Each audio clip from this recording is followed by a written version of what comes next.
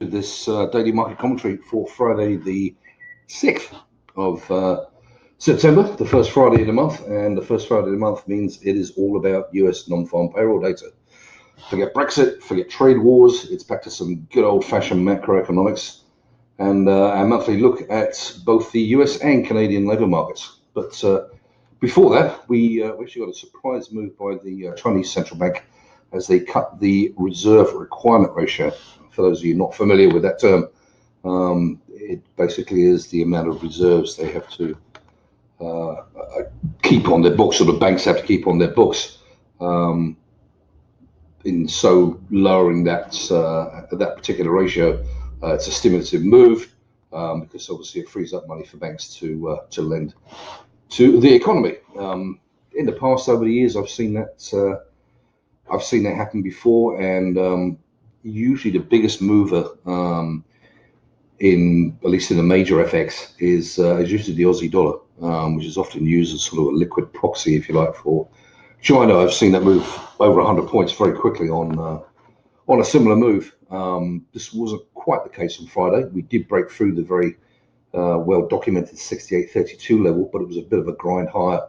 Got up to about 68.61 as a high, so it was off about 30 points, but probably indicative of the effect that the current trade war is having on China. US equity futures also reacted marginally positive to the news, going from flat to up about 70 points for the Dow Jones.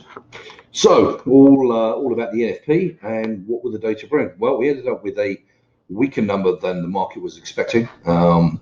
We've got a headline number of plus 130,000 against the 160,000 expected. However, the unemployment rate remained steady at 3.7%, and there was a slightly higher than expected increase in average hourly earnings. So in short, not enough really to get the markets overly excited. While there was a hint of disappointment as dollar yen edged lower and took some yen crosses with it, the equity markets remained fairly unfazed. Was one of those numbers that you could argue the Fed could ease again, but not bad enough for people to start talking about recessions and all those nasty words, which start getting the markets into a frenzy. So yeah, not the most exciting days on the FX side. As I said, dollar yen did slip lower, 107.10 down to close at 106.90. Euro dollar slipped from a high of 110.57 to close 110.25, and sterling slipped from 123.43 down to 122.85. Aussie also off its best levels from the aforementioned 68.61. It drifted very slowly back down to 68.5. The real mover was dollar Canada, which dropped from 132.35 down to a low of 131.58, which was really on the back of much stronger than expected Canadian employment gains, with the headline number showing up plus 81,000 increase in employment there, as opposed to the market looking for about plus 20,000. So that caused a fairly sharp move for Canada. For gold, a bit of a roller coaster of a day. First move down in Europe from 1527 down to 1502. Then we got the data come out, the NFP data came out, which saw us rally back to 1525, and then during the New York afternoon we slipped back to 1507. So gold is one of those things which is kind of getting tucked in both directions between the interest rate scenario, lower rates, higher gold. But also equities, when equities are going up, gold, I'm not going to say gold goes lower, but it certainly puts pressure on it. So, when you get one of those weeks like we've had last week, it's gold is going to get volatile. It's going to get sort of pushed and pulled in both directions. But certainly, overall we closed lower on the week. Equities were very stable on the day. The Dow, as I said, opened up around 70 points. It did give some of those gains back at some point during the day, but ended up 69 points. The S&P closed flat, while the Nasdaq closed down by less than 0.2%. But probably the biggest move on the day was actually crypto, as BTC dropped from just shy of 11,000 down to a low of 10,150.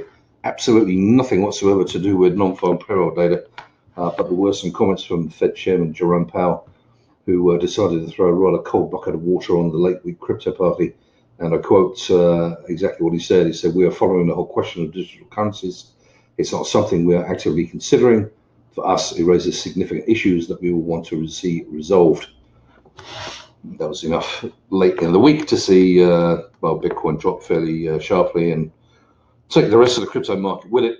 For once, we've got a very simple explanation to a crypto move. I record this is actually Sunday afternoon now. We've seen Bitcoin just bounce a little bit back up to 10,400. And interestingly, Ethereum has pushed higher to $180 from around $173 on Friday afternoon. So with that, I figured as FX wasn't particularly interesting on Friday, we'd look once again just at Bitcoin. Got to keep it pretty simple. Got a 1 hour chart up here again. As I said, crypto not affected by non-farm payroll data, not really affected by any economic data releases, but it will get affected when Federal Chairman Jerome Powell and other central bankers decide to make negative comments. And what we saw here was Bitcoin do exactly what every Bitcoin bull did not want it to do.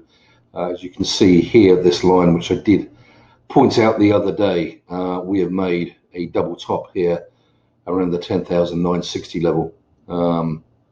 Obviously, we've made it for a reason on this particular occasion with that comment coming out. You can see the pretty sharp drop we had on Friday, but regardless, it has made a double top, almost to the penny, exactly the same level, which certainly should prove to be very strong resistance going forward. We've got a little bit of interim support at the 10,200 level, it would appear, but you do rather wonder if we may well visit the lows we saw, just over a week ago, somewhere down towards between 9,400 and 9,600.